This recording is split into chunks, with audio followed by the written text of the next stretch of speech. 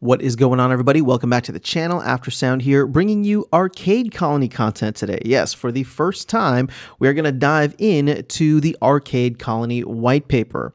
So I've done a full read through of this, and then I skimmed through it a second time. I'm not going to read the entire thing to you, but I think there's a lot that we can cover that's kind of like snuck in there, which I think will be of interest for people who are on the Hive ecosystem, or if either you're interested in Arcade Colony because you heard about it through somewhere, or you're coming in from the GLS or Splinterlands side of things, or maybe you're just on Hive. So we're just going to do a deep dive into the white paper, and like I said, I'm not going to read it to you, but there's just quite a few things that I think are worth paying attention to, and we'll cover those in detail here. So we'll just start with the overview. Nothing major here. This is going to be, Arcade Colony hosts a series of published games similar to the Epic Game Store, Apple App Store. So it's going to be a platform, web-based platform. They want developers to come and list the games on Arcade Colony to take advantage of the Web3 player bases. This is an important thing here. Arcade Colony does not seek to render Web 2 obsolete, but rather link Web 2 and Web 3 together in a mutually beneficial partnership. So this is kind of that like permutation where it's like an evolution rather than just a clean Web 2 to Web 3. Let's see here. Anything else? While numerous ecosystems discuss creating games and ownership, this focus often remains limited to the mere addition of entities or cryptocurrency. The full Arcade Colony technology stack, on the other hand, empowers publishers to achieve a much more profound integration into Web 3, including marketplaces, which is something that Splinterlands, the game, has done quite well, historical data archive, and increased decentralization. So that's pretty cool, at least from the marketplaces standpoint. I don't know about the other ones. I'm not saying that they aren't. I'm just saying that the marketplace thing is probably the biggest part there. Core components, directory of games for product discovery, player-driven marketplace, publisher managed shop, account management screen, and a bunch of other things. So let's go over to the game publishers overview. So this is not for your regular players or users, but if you are a game publisher, here is how you can get involved. There are different levels of engagement: directory listing, marketplace listing, reward partner, colony partner, and inventing partner. And those are increasing in terms of the amount of engagement that you would have with the team. At the base level, right, discovery directory listing just puts a link and a graphic on the Arcade Colony for the game you are currently hosting and gives you a kind of subdomain for Arcade Colony. Now, if we go all the way to the end, you could be an Invenium partner, create a white paper for your game to use the Colony token, build a sustainable, scalable economy for your game, rebuild an existing Web3 game or economy and assets, set up independent domain for your site to operate. Now, this sounds like they're going to hold you by the hand and just do a bunch of things for you, like creating the white paper and doing all that. Because if you go as low as let's go back to the beginning now. You got directory listing, marketplace listing, which is the next level up. You're able to list your Web 2 and Web 3 assets on the Arcade Colony shop. Users can buy and sell and rent. That's a big one, right? And then obviously it'll give some utility to the Colony token here, as those are accepted as payment. Reward partner is the next one, distribute Colony tokens. So all of a sudden, only at the third level, you can start distributing Colony tokens in the ecosystem, Colony bonuses based on engagement. That sounds like Colony being given out to these partners, right? Not to the communities, but to the actual publishers. And then Colony partner, build your game directly in the Arcade Colony platform, distribute Colony tokens, distribute NFTs. So this sounds like a little bit more in depth rather than just being a reward partner. So a bunch of different things there. I think that's pretty cool. For most people that are watching this video who are either players, investors, or a little bit of both, we're probably not publishers. But if you are a publisher, definitely check it out. Might be worthwhile, although they do not list prices here and tell you to inquire for pricing at each individual level. Okay, let's get into the tokens, because this is what people really want to know about. For people who are familiar with the Splinterlands or GLS ecosystems, there's two tokens here: Colony and Script. Colony is the equivalent of the SPS or Splinter Shards and GLX tokens, right? It's the governance token. And then Script is similar to DEC and GLUSD. It is the product-backed stablecoin. So they already have some Colony utility listed here. So distribution as rewards in game, earning staking rewards, maximizing game rewards, reducing network fees. This is an interesting one. I don't know how that's going to impact certain things, but SPS and GLX certainly aren't doing anything to reduce network fees, although there aren't really any network fees right now if you are, holding some Hive. But again, that's besides the point. I just thought that was interesting there. Upgrading various player-owned aspects of the game. I think that's pretty cool. Participating in platform governance, and then minting script tokens. So people might be familiar with kind of the Terra Luna concept that was taken by Splinterlands, and then of course GLS afterwards, where you can burn colony token for script, but you cannot burn it the other way back around, right? You cannot burn script for colony. It is going to be a product-backed stablecoin. That is what script is. Script utility: buy and sell assets in the in-game shops, buy, sell, and rent NFTs, and then use cases will be built into each individual game. And we're going to talk about that a little bit later because there's something pretty cool there.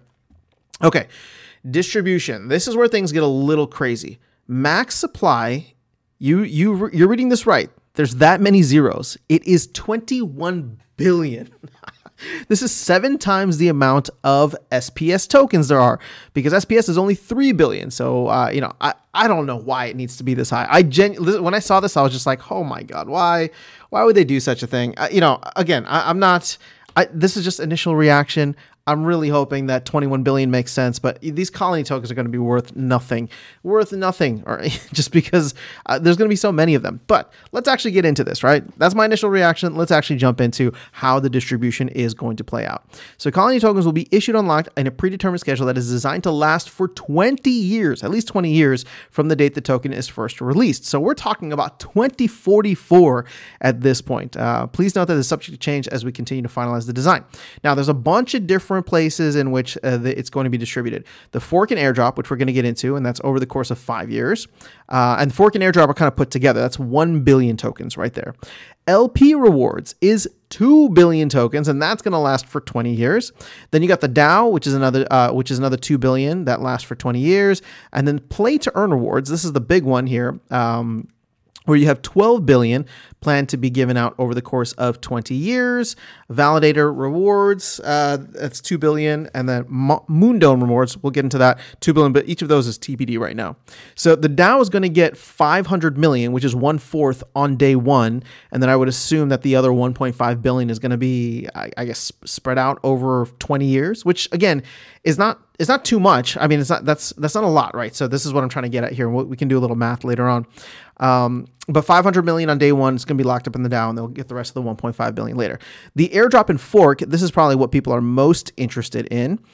So Arcade Colony is being built by Splinters and Genesis League teams to recognize the original players. A fork and airdrop will be conducted. The snapshot is going to be on February 26th at noon Eastern time, US, right? And tokens will be distributed based on balances at that time. So let's cover the fork first. Now, this is going to be for both the GLX and GLUSD. So they are going to mint some script for this. Let's see. So there'll be a 1-to-1 match with Liquid Colony tokens. Let's see. With Liquid Colony tokens, the fork will, I believe that should say, oh, okay.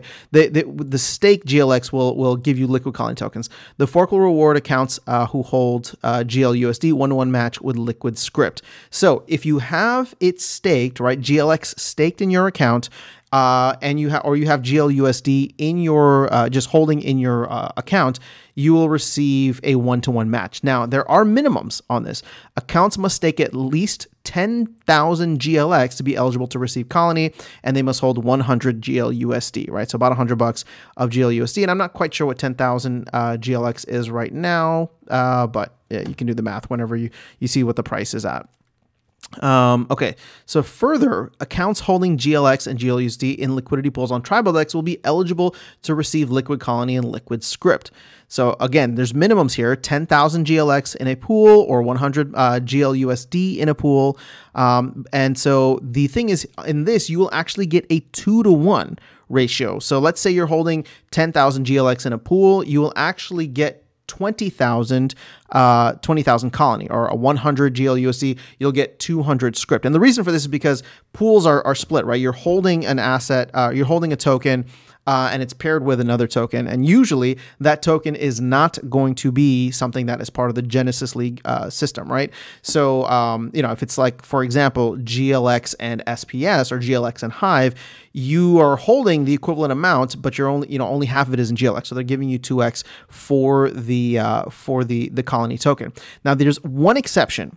If you're holding GLX and GLUSD, then you're going to get a snapshot of both of them. So there won't be double, right? For GLX, however much GLX you have in that pool, you'll get the appropriate amount of colony. For GLUSD, you'll get the appropriate amount of script. There won't be a 2x on that. So just something to keep in mind and of course, just remember there are minimums across all of that. Okay, so after the snapshot is done, and that's in about a month on February 6th, we move to the airdrop, and I believe that should start right after. There's a total of 1 billion colony tokens for the fork and airdrop. Just keep that in mind. Once the fork is complete, and they're currently estimating about 200 million tokens given out for that.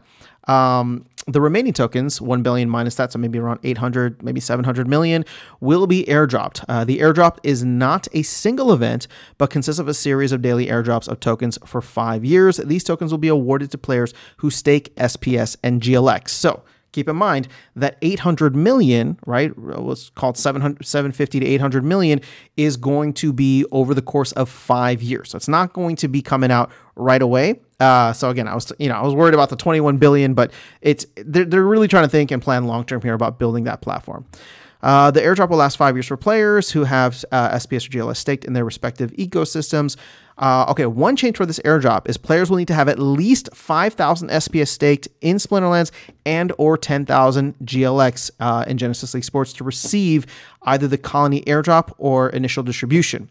So keep in mind, for a lot of these smaller accounts, a lot of ones that maybe haven't been active for a while, they're going to be taken out of that. So if you have other alt accounts and you want to consolidate or whatever, top those up, keep that in mind as something you will need to do. But it's an everyday thing, right, for the airdrop over 5 years. So further, GLX in the process of being staking will not count for the initial distribution. Then if your GLX or your SPS is in the process of unstaking, it will not be counted towards the ongoing airdrop. So you know how it takes like 4 weeks to unstake your SPS or GLX, for example. If you start to unstake some, all of a sudden that's not going to count towards the airdrop. So, you know, that'll be interesting because it'll hold people who want the colony airdrop to actually keep it staked for a bit. Additionally, this airdrop will not happen at a consistent rate. This is an exponential airdrop. This airdrop releases an increasing amount of tokens each year. So it's going to start small and ramp up. Details are going to be announced later. 50% of the daily airdrop will be going to SPS and the other 50% to GLX. Any accounts who intentionally manipulate the price oracle from GLX to GLUSD will be placed on a blacklist. So no more decentralization. That is going to be at the discretion of the team. So just don't do anything wrong because now you don't have the cover of decentralization. Okay, LP rewards. Keep in mind, this is going to be 2 billion tokens, right? They don't have many details here, but initially liquidity pools will be established by enabling players to swap, script, GLX, SPS, BNB, Ether, Hive. So I'm sure all that stuff will get up and running at a certain point. They don't have any further details, but that 2 billion is going to be given out over 20 years. So it's not, I mean, it's a significant amount, right? Because if you think about it just linearly, that's 100 million tokens per year. But again, at the end of the day, I guess we'll have to wait and see how things go. Play to earn rewards. Now, this is important because they do have a flagship game launching, which is Moon Carts. Let's see the amounts and release. Its partnership with Arcade Colony and its market share. Okay, so the amount and release schedule of Colony tokens available to each game's players will depend on the size of the project, its partnership with Arcade Colony, and its market share. Any tokens remaining at the end of the 20 years will be returned to the DAO. Okay, so this is this 12 billion here, right? That's what they're talking about. So going to the flagship game or first game, that's Moon Carts. Moon Carts is a racing game that will utilize NFTs, all that. Now, here's the important thing. Moon Carts will have 50 million tokens per year for 5 years designated to it. So that's actually about 20%, right? That's 2.5 billion tokens. 2.4 billion would be 20%. So we're just above 20%, maybe 21% or so, if I'm doing my math right. So, that's a significant amount, but it does leave 9.6 billion, or sorry, 9.5 billion, for other games to come in and take advantage of in the coming years. Additional reward pools for additional games will need to be voted on by the DAO. Validator rewards, this is something that'll be coming in later. Accounts operating a validator that have purchased a license from the Arcade Colony shop are able to earn rewards for their validation. Let's see, anything else here? These validators and licenses will not be available on day one of launch, but will be added shortly afterwards. So we don't know too many more details about this. Now, moon domes, validators will come into play in a second, but moon domes, at release, all games will receive a dedicated community moon dome. Community moon domes are a virtual stadium that will host virtual battles, races, and other battles depending on each individual game. Over time, the community will have an opportunity to purchase private moon domes. So this is essentially land, right? That can host other games. Private moon domes, as opposed to the community ones, will earn tokens for all the played games. And keep in mind, that is where this 2 billion rewards, 2 billion are going to go towards. So we'll see how that plays out over time. Okay, shop, marketplace, and burn fees is the next section. Now, here's the thing. If you are a publisher, publishers that stake a certain threshold of licenses will reduce their revenue share to Invenium. So again, this is not for players. This is for publishers of games. By staking licenses, it allows players, other publishers, and Arcade Colony to have faith in the overall system. So basically, you have a 30% revenue share. Hello, Apple. If you own zero licenses, right? But for every, for every 10 licenses you hold, you can reduce it by 5% all the way down to, all the way down to 5% if you own 50 licenses. Now, keep in mind, we don't know how many licenses there are going to be in total. So that's going to be something that they need to share, but they did not share it in the previous page. Marketplace. So this is going to be a 6% fee on any marketplace transactions. This is very similar, I believe, to what Splinterlands currently has. 1% goes to the DAO, 1% goes to Invenium, 2% goes to the sales platform utilized, so something like a Peak Monsters if that comes up, and then 2% gets burned. So we always love to see script or GLUSD or DEC get burned. Burn fees. Now, here's an important part. This is pretty cool, actually. Each month, games in the Arcade Colony platform are expected to have a set amount of script tokens burned through utility. If a game does not burn their expected amount, then they will need to send the remaining script to the DAO to be burned. For example, if a game is supposed to burn 10,000 script per month, right, which is about 10,000 bucks, and through in-game actions there are only 9,000 script burned, the publisher will need to send 1,000 script to the burn account. A set amount of script to be burned incentivizes games to fully integrate into the Arcade Colony system. Each game will negotiate a monthly burn rate as they enter the ecosystem. So I think that's actually pretty cool, simply because it keeps the incentive structure alive for these games to continue offering things, offering utility, offering products, whatever it is. So again, this is a platform. This white paper is very much for publishers as it is for players or users. And I don't know, to me, that gets me excited, right? We'll have to see how things go with moon carts, but I do hope that they're able to add more games over the next 24 months just because of, bull run timing. And that is actually it. Alpha, there's more to come. In the future, we'll roll out additional features. Some of these will reduce fees for publishers, increase player rewards, and create battle arenas for games to occur in. However, these details are still in the early phases. So, a lot of stuff still to come. Again, I think what people are probably most concerned with right now is how the airdrop is going to work. We did cover that. Maximum supply, 21 billion. So I'll go ahead and leave the video here. We dove in quite a bit. You heard my my initial reaction to the 21 billion tokens, but keep in mind a lot of the stuff is not going to be out right away. You're going to have, maybe 200 million within the first couple of months just due to the fork. And then, 800 million over the next couple of years is, not that much. We'll save the math for another video, maybe if we get more information on this or as we get closer to the release. But, 50 million per year, 100 million per year for LP rewards, the airdrop and fork, it'll start slow and increase exponentially. So within the first year, it shouldn't be that high, but we'll have to wait and see what the utility for Colony looks like over time. All right, that is all I have for you guys in this video. Let me know your thoughts in the comments below. Otherwise, I'll catch you all in the next one and see you around the game. Take care.